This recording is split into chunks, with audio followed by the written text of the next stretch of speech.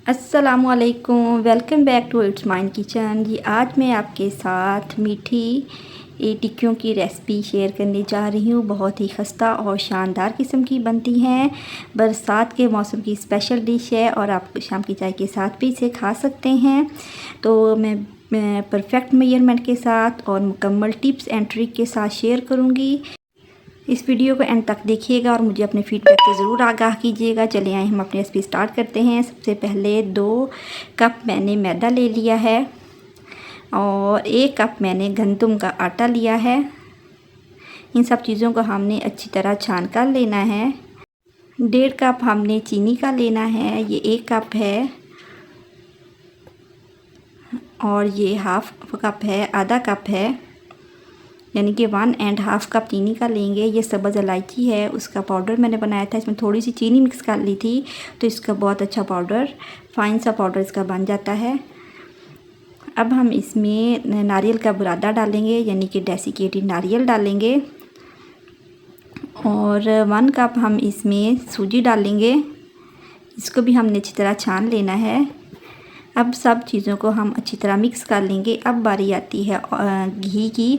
हमने इसमें घी ही डालना है, ऑयल नहीं डालना है। ये मैंने देसी घी लिया है और हम इसे अच्छी तरह मिक्स कर लेंगे।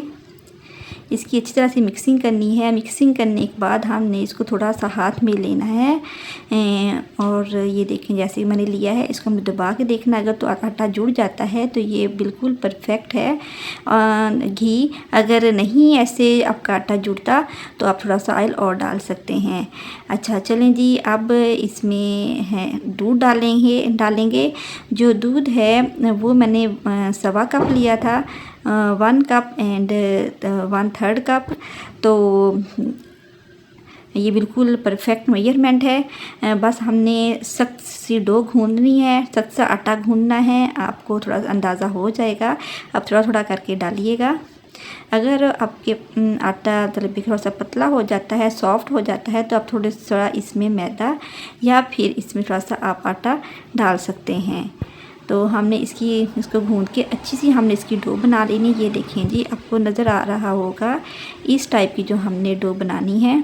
ये देखें, ये हार्ड सी डो बनानी है। ये जब थोड़ी देर पड़ी रहेगी थोड़ी सी और भी ये हार्ड हो जाएगी। तो अब हमने इसे 1 घंटे के लिए रख देना है ताकि सूजी अच्छी तरह फूल जाए।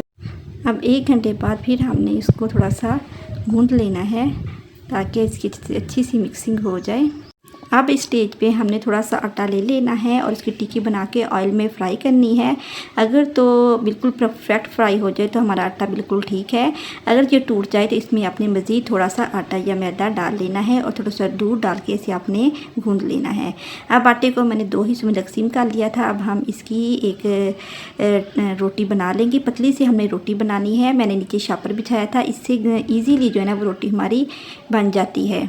तो इसको हमने बिल्कुल इवन रखना है कि ये ना हो कहीं से मोटी हो कहीं से पतली हो।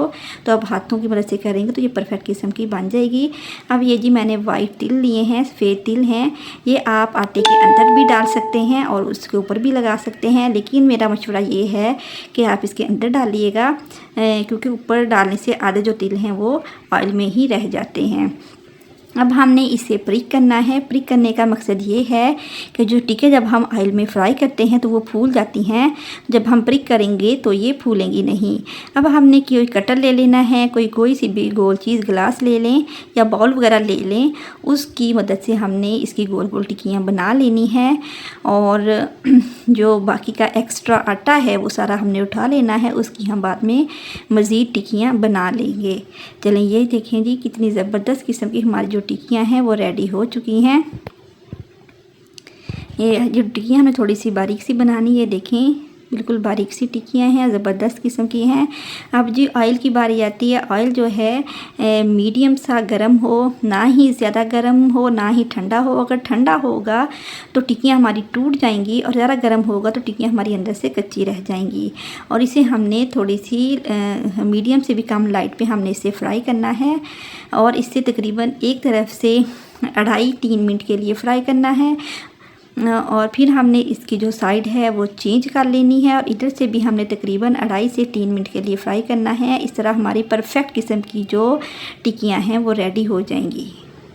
ये देखें जी कितना प्यारा गोल्डन कलर आया है। ज़बरदस्त किस्म की जो हमारी मीठी टिक्कियाँ रेडी हो चुकी हैं। बहुत ही खस्ता बनी थी ये टिक्कियाँ। अगर आपको मेरी वीडियो ज़रा सी भी अच्छी लगी हो तो इसे लाइक कीजिएगा, शेयर कीजिएगा और मेरे चैनल को सब्सक्राइब करना ना भूलिएगा और मुझे अपनी फीडबैक से ज़रूर आगाह कीजिएगा।